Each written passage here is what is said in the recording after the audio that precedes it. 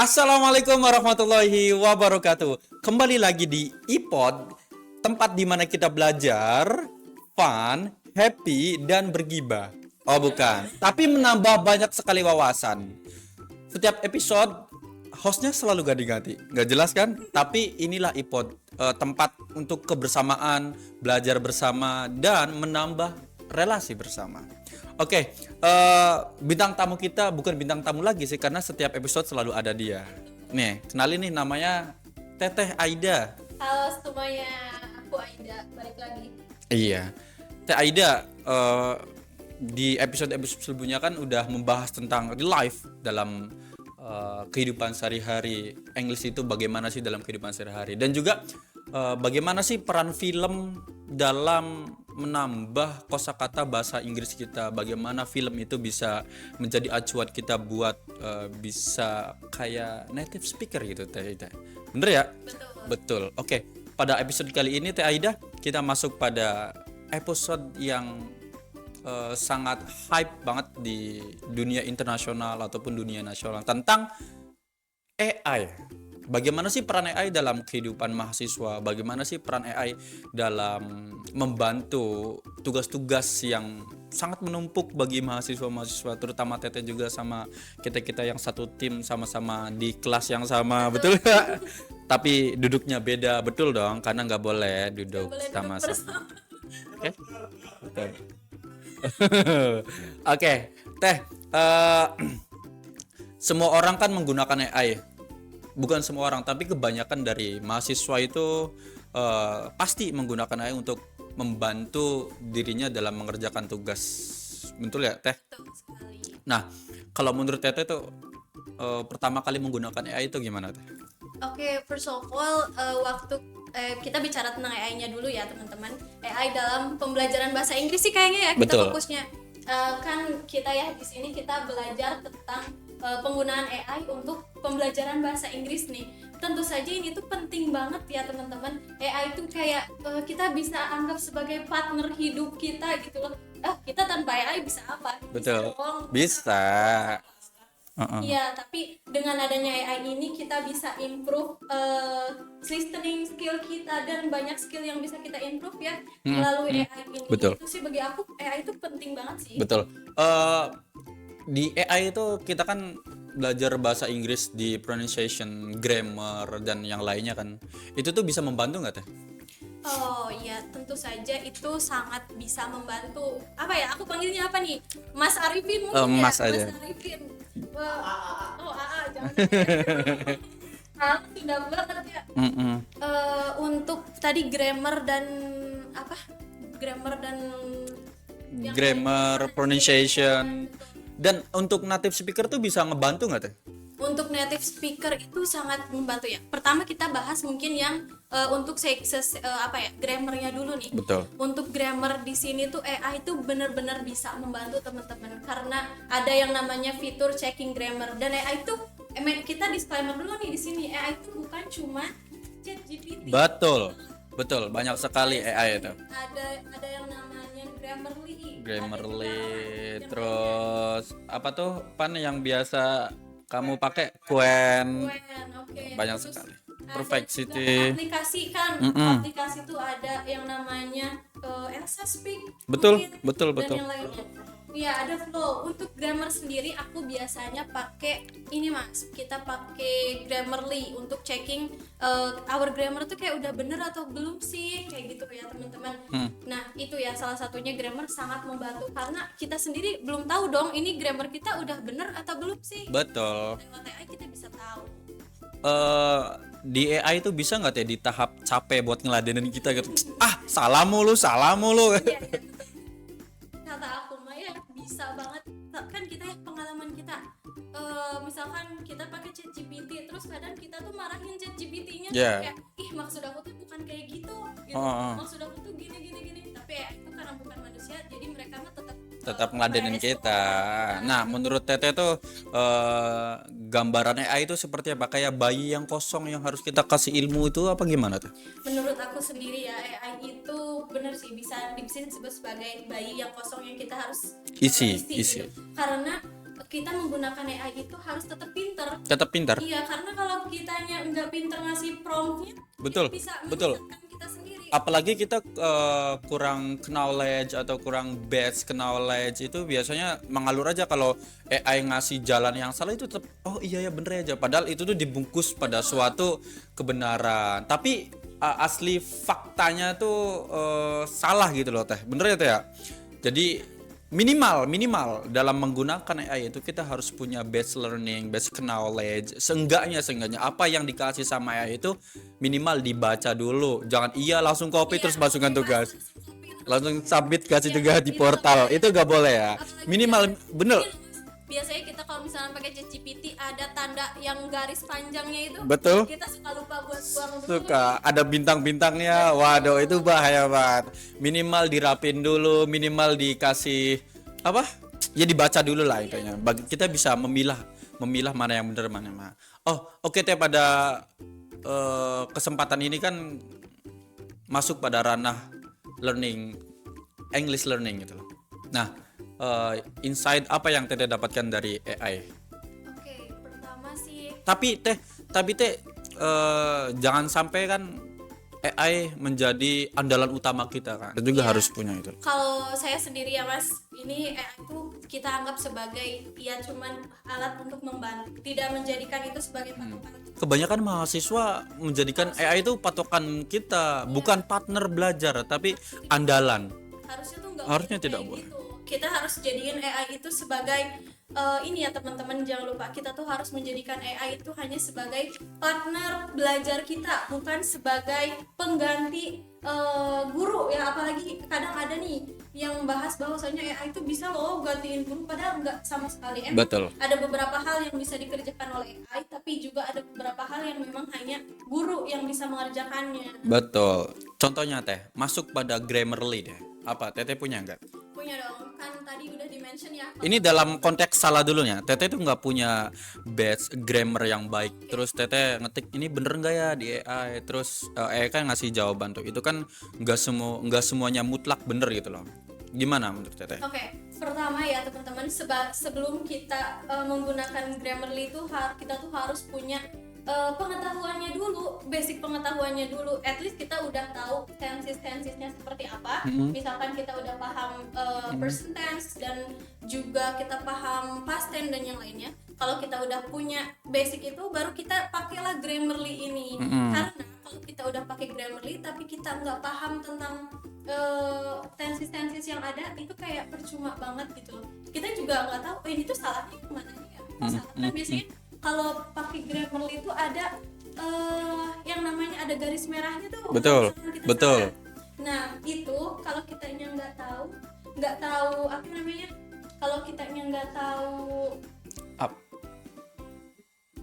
ya, kalau misalkan kitanya nggak tahu itu benernya yang mana, yang salahnya gimana, tetap bingung. Jadi Betul. intinya kita harus paham dulu tentang tensesnya.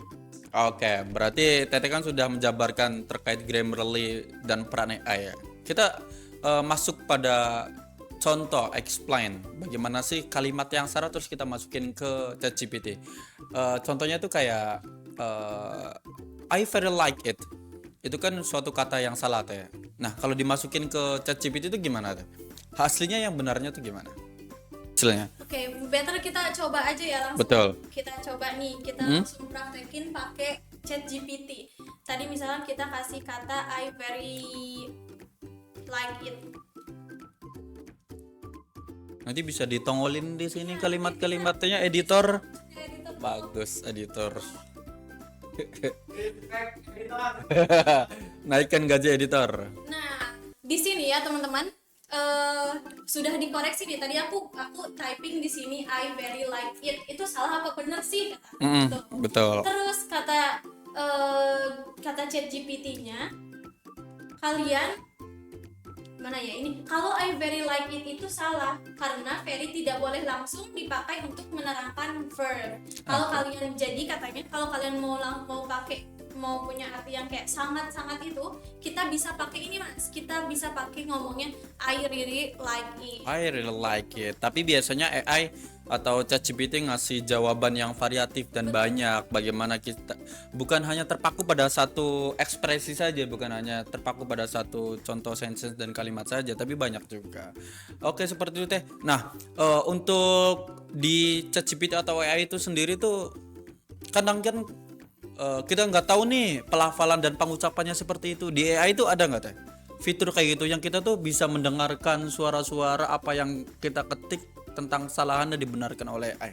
Oke, tentu saja ada Mas. Jadi di ChatGPT itu juga kita bisa pakai fitur audionya loh untuk untuk menyuarakan audio pronunciation yang benar tuh kayak gimana ya. Bahkan bukan cuman audio ya. Ini kita bicara masalah pronunciation. Kita juga bisa tahu namanya phonetic simbolnya itu kayak gimana sih. Nah, lewat ChatGPT itu kita bisa tahu, contohnya misal kita biasanya orang Indonesia ngomong nyaman tuh apa ya bahasa Inggrisnya, comfortable. Nah, biasanya orang Indonesia tuh ngomongnya comfortable, misalnya orang Sunda misalnya ngomongnya Comfortable karena P. Betul. tapi sebetulnya nanti tuh kita sama ChatGPT atau AI yang lainnya bisa dijelasin kalau ngucapin comfortable itu yang benar tuh comfortable. Jadi ada comfort dan able gitu kan. Apalagi yang lebih enak tuh kalau di spell gitu ya. Betul. Ya kayak tadi tuh comfortable. Betul ya? Bagus. Nah, biasanya kan kita juga meminta kalimat yang lebih, tentu juga diberikan kalimat-kalimat yang variatif dari AI tersendiri. Selanjutnya teh, untuk pertanyaan-pertanyaan selanjutnya tuh mungkin sambil ngobrol santai aja teh. Apakah AI itu selalu benar teh ngasih jawaban? Oke, tentu saja ya teman-teman, AI itu tidak selalu benar ketika memberikan jawaban. Makanya kenapa dari itu kita tuh harus cross check dulu nih. Kalau misalkan udah ada jawaban dari AI, kita tuh harus di cross check dulu, ini tuh benar enggak sih gitu. Bagus, berarti ChatGPT atau AI itu hanya sekedar mesin, bukan human teh. Dan juga bahwa mesin itu juga bisa salah, bukan human error. Kalau human error manusia Error berarti ya. syntax error. Syntax error, betul. Nah, contohnya kayak gini teh, kayak yang biasa kita pengen ketika kita pengen jadi native speaker kan, apalagi kita ngobrol sama ChatGPT ya, kayak do you want to go out together with me? Nah, gimana tuh teh? Nah iya betul sekali. Itu kan sebenarnya terlalu panjang ya teman-teman. Do you want to go out with me? Itu tuh together with me. Iya, together with me itu kayak lebih terlalu panjang. Nah sebenarnya kita bisa loh ngomong ke ChatGPT. Misalkan ya, aku kasih contoh lagi nih teman-teman. Tadi kata do you want to go out with me? Nah Kasih together dong. oh iya harus together Iya. ya. Masa alone? Oke. Berarti harus ada do you want to go out together with me? Nah, di sini aku kasih promptingnya gimana sih cara native speaker ngomong pakai bahasa yang lebih simpel. Oke. Nah, di sini muncul kalimat yang tadi panjang banget nih Mas. Ternyata kalau native speaker ngomong tuh pendek banget, cuman ngomong do you wanna hang out gitu. Wow. Kayak Lebih pendek, lebih simple, lebih natural, lebih modern ternyata. Jadi banyak variatif juga. Betul sekali. Nah, Teh, untuk selanjutnya sebelum ke sesi akhir deh, Teteh punya tips gak bagaimana cara kita bisa level up di belajar Inggris tapi lewat AI teh? Oke, tadi kan gimana sih kita memanfaatkan AI untuk pembelajaran bahasa Inggris ya. Nah, banyak banget loh tipsnya. Pertama itu kalian harus memilih AI yang cocok untuk bisa digunakan untuk improve our skill. Betul. Gitu. Misalkan ChatGPT nih, kalau bagi aku ya ChatGPT itu cocok banget kalau misalkan kita mau pakai untuk reading atau writing. Writing. Betul. Terus misalkan untuk kalau speakingnya tuh kita cocok pakai Elsa Speak sih. Menurut aku pakai Elsa Speak itu oke banget karena bisa melatih pronunciation kita juga. Tapi berbayar. Iya, Untuk ya. kita yang kaum mending mah, Iya, bener. mending ngobrol sama Aliu. Iya, terus Kita pakai ChatGPT aja sih menurut aku, karena ChatGPT juga bisa kita bisa punya conversation sih sama ChatGPT, kayak misalkan ChatGPT please correct my grammar misalkan, itu bisa sih. Jadi betul. bagi aku pesan untuk teman-teman sekalian yang ingin belajar bahasa Inggris melalui AI, yang pertama kalian jangan terlalu menggunakan AI Ya. untuk kayak mengandalkan AI. Mengandalkan LT buat nyari jawaban, Betul. Jadikan AI itu sebagai partner latihan. Iya, partner latihan. Jangan dijadikan sebagai pengganti guru ataupun apa ya. Betul. Yang selanjutnya itu selalu praktis. Setelah praktis sama AI, jangan lupa praktis sama teman kita sendiri atau praktis ya sama diri kita sendiri aja. Sih.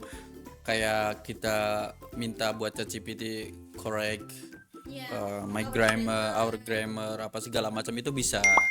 Cuman tapi kita juga harus bisa mengandalkan diri kita di luar daripada ChatGPT. Jangan takut salah. AI itu hanya membantu kita gitu loh, bukan representasi dari kita buat level up.